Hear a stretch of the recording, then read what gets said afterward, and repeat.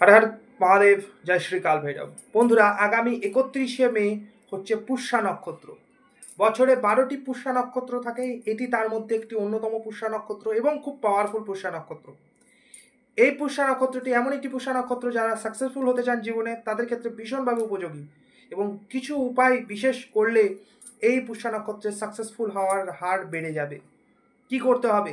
সকাল 9:30টার পরে একটি ময়ূর পালক জোগাড় করে আনুন এবং একটি হলুদ কাপড়ের উপরে ময়ূর পালকটিকে রেখে শ্রীকৃষ্ণের চরণে রেখে দিন, এবং পরের দিন ওই ময়ূর পালকটিকে সেই হলুদ কাপড়ে মুড়ে আপনার ব্যবসা স্থানের ক্যাশ বাস্কে, আপনার আলমারির লকারে অথবা নিরাপদ কোনো জায়গায় রেখে দিন।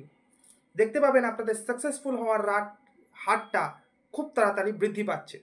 তো আজকের মতো এই পর্যন্ত। ভালো থাকবেন, ভালো রাখবেন। ভিডিওটি ভালো লেগে থাকলে লাইক শেয়ার করে দেবেন, চ্যানেলটিকে ফলো করে সাবস্ক্রাইব করে পাশে থাকবেন। জয় শ্রী কাল ভৈরব, জয় শ্রী মহাকাল।